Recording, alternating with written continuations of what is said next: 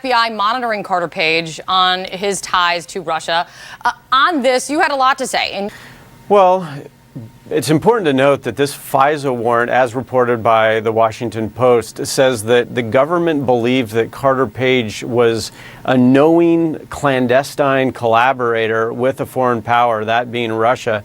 That's a big, big deal. And that's sort of espionage language for spy. So what they're saying is that they believed Carter Page was a Russian spy, and the court agreed with them. So it wasn't just the Obama administration or even the intelligence law enforcement agencies. This was the executive branch and the judiciary agreeing that there was cause to believe that Carter Page was a Russian spy. And of course, he was affiliated with the Trump campaign. And I think when people say that he was an informal advisor, I want to push back a little bit about that. Thank you, Mr. Chairman, and thank you all for being here today. Our intelligence community has determined that Russia engaged in cyber attacks on the United States to interfere with our election. And several members of the Trump administration and campaign have questionable ties to Russia. There's good reason to believe that President Trump himself has substantial financial ties to Russia, only we don't know the details because he won't release his tax returns. None of this is normal. We're not even 2 months into the Trump administration, and FBI counterintelligence investigations and congressional inquiries have already been launched. Senior officials were caught lying to Congress. A national security advisor resigned in disgrace because he misled White House officials and the FBI about his Russian ties. And in the middle of all of this, Donald Trump incredibly continues to consider lifting sanctions against Russia. We know that Russia meddled in the election. No one is disputing that. Dr. Martin Luther King taught us that organized, passionate, nonviolent resistance is required in the quest for dignity and equal justice for everyone. So what would Dr. King expect us to do in the face of this partisanship, in this disregard of decency? I think Dr. King would want us to fight. And with regard to the Russian investigation, Bannon, Sessions, Flynn, Manafort, we are going to have to find out everything that happened in this relationship between the Trump campaign and the Russians, between the Trump transition team and the Russians, and after he was named the president. And the American people have a right to know everything. My message is simply this, that no one is above the law, that our job in government and here in the Attorney General's office is to make sure that we uphold the rule of law, and we need to be prepared at all turns to take action as an office when and if someone acts in ways that are unlawful or unconstitutional. And whether it's the President of the United States or a federal agency acting in a way that's unlawful or acting in a way that's unconstitutional, we will be prepared to take action. So basically, what is Revote 2017? Well, first of all, we just need to understand that, in fact, our election was stolen, and it was stolen by the Russians and by Trump and by their Confederates. And this is something that has come to the attention of many people.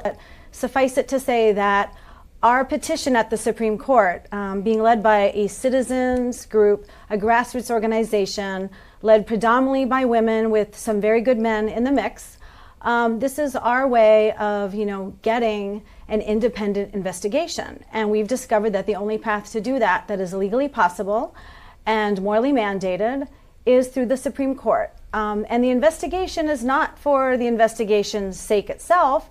It is actually to understand and then to ask the court to declare this election unconstitutional so that we can have a revote, we can have a new election and have our democracy restored. So basically, this seems like a very daunting task perhaps, and some of you might think it's unrealistic. But look around, and I think we all realize this is an unprecedented, historic, constitutional crisis. I don't think I really knew what I was getting into. But again, I feel passionate. It's been exciting, I think was something you mentioned, and I feel grateful actually, given that the situation is so upsetting with the way the administration is getting launched, that I have a way to invest my energy that might make a difference.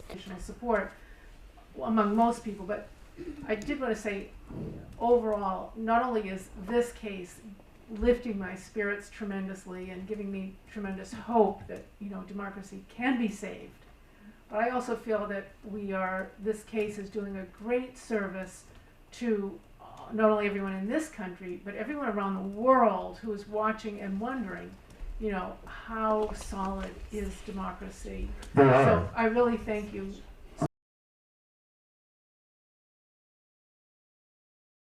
It's like we reach such a point in time at which people will not look at facts as they're delivered almost every night in the news, telling us that there's collusion between the Trump campaign during the 2017 elections and the Russian government. There can be no serious dispute the Russians took our elections in 2016. Russia got practice at it in Ukraine and in the Netherlands.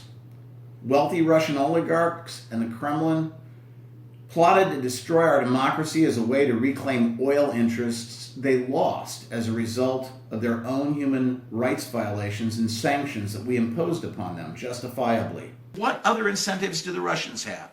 Let's see.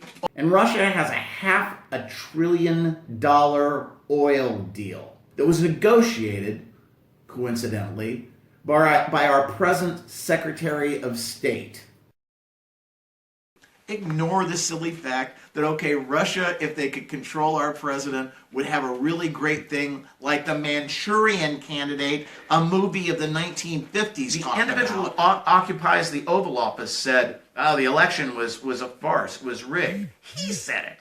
And then people say, well, they couldn't have hacked into the system. It's not how they do it, but also the evidence is coming out every day that this is what occurred. I thought was a very deep pattern of suspicious activities, which led to, or which encompassed the hacking, and led to my conclusion in this book that the Russians were carrying out a massive cyber warfare operation against the United States. That is why it tracked precisely with the analysis of the CIA. Thank you. I have a question for you about a legal argument that I saw a report of at the end of January. A writ of mandamus was filed before the Supreme Court to throw out the election. And the argument is using Article 4, Section 4, saying that this equates to an invasion. And I'm wondering what you think of that argument of a cyber territory being invaded is the same as land territory being invaded. Yeah, that group wrote to me and asked me to sign on to that effort. And I think it's interesting, all right? But I didn't think, and I said this very clearly, I didn't think it had a snowball's chance in hell, all right? Because, you know, the Founding Fathers, these are the times to go back and read books like The Debate of the Constitution. And, you know, they are brilliant. Those guys were like the pinnacle of the Enlightenment.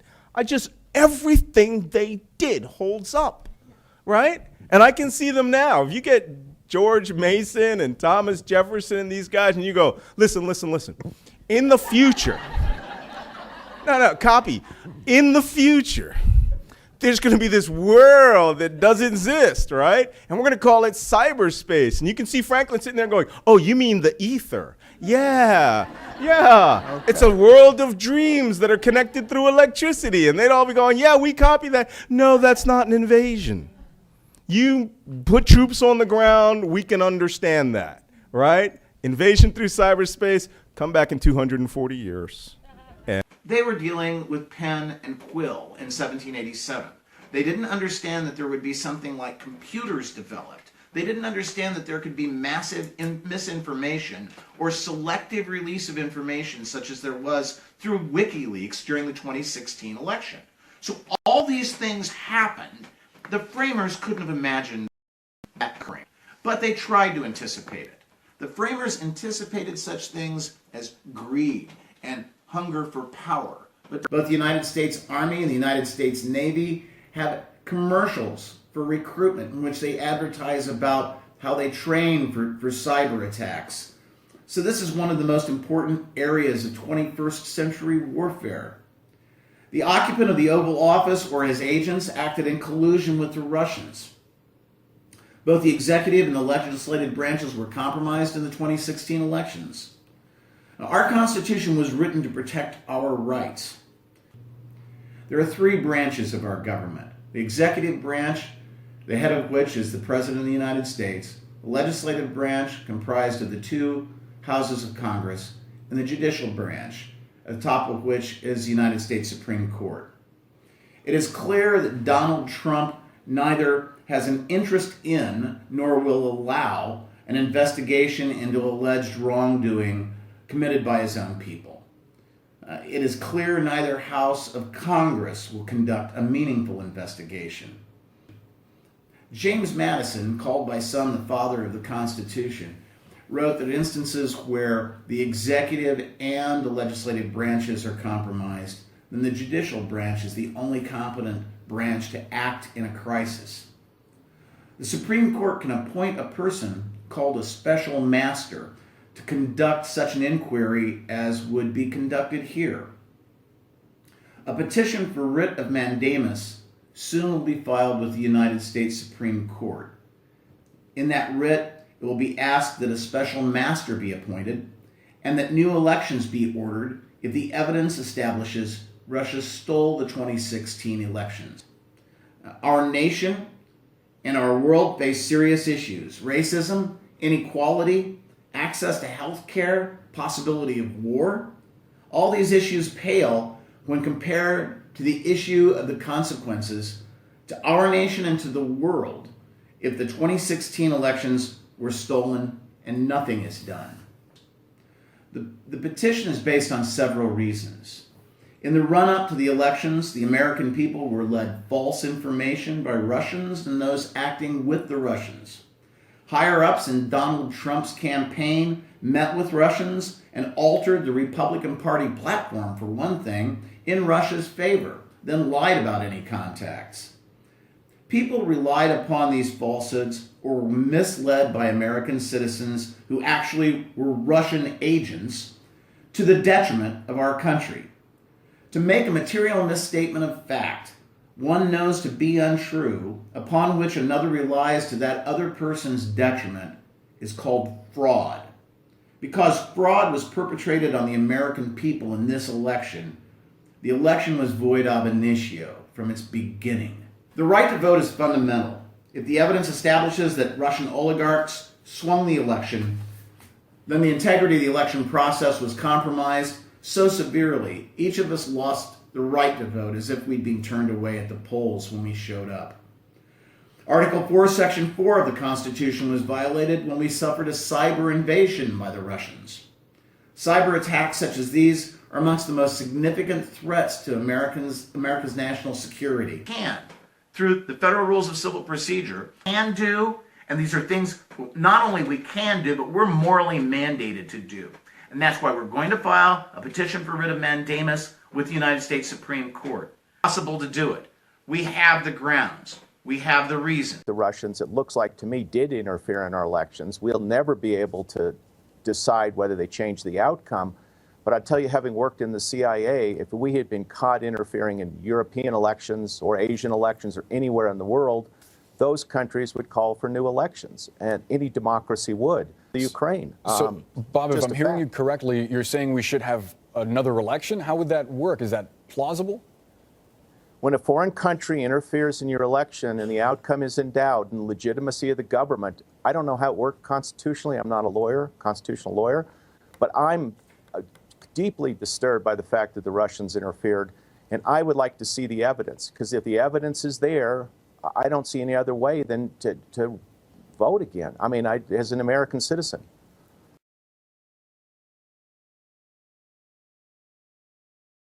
Raising false hopes. In the past, there have been questions about elections that have been spurious. This time there are legitimate questions being raised as to whether there was foreign interference in this election. So somebody has to question something. Somebody has to raise the questions and seek some type of evidence to investigate what has happened in terms of the election. So are you raising false hopes by bringing this action and telling people this is a call to citizenry? This is something to which you have to give your voice. And no, it is not a false hope. It is a hope. The only way in which anyone's going to raise any questions about the validity of this election, I want to address one other point that we had discussed before we went on here, and I decided at the Rockport Library a couple of weeks ago, and that is people are afraid of chaos, that in the event that the election is declared to be invalid, that there could be chaos in this society because we will seek a revote and removal of the current occupant of the Oval Office from that office and a revote. It's actually the opposite. If by operation of law that individual is removed from the Oval Office and by processes of the law a replacement is elected, then that would not be chaos. That would be something that would be far more orderly than allowing somebody to assume the office of president, as a framers' constitution we're afraid might happen one day. And that would be by operation of law, and that would not be chaos. The people today makes me realize that because I'm 91, I was born witnessing all the buildup that you mentioned, for instance, with the Holocaust. I was college age by then, and my college sent me to the United Nations, and I didn't realize what a privilege I had watching Eleanor Roosevelt and everybody else in the world, including the Russians that banged their shoes and whatever. So I realized I should recap this by saying that none of you watched the buildup of Hitler and how it happened that the German people were taken by surprise. And so I think now I can say the chaos has been orchestrated. And who's been orchestrating it? If I don't know, and if none of us here know, I expect the Supreme Court to investigate and tell me. So I think we're facing something that they've all articulated beautifully, but I can just say that at my age, we didn't even know there was a threat of cyber warfare. And so that's new to me.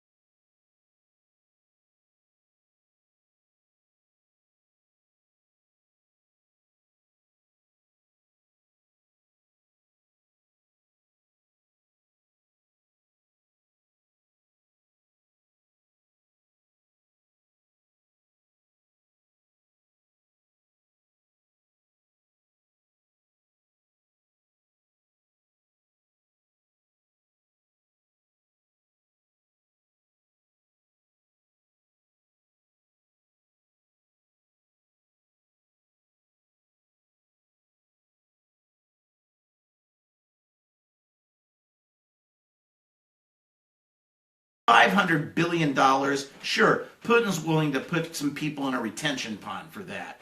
But he's certainly willing to try and toss the election here.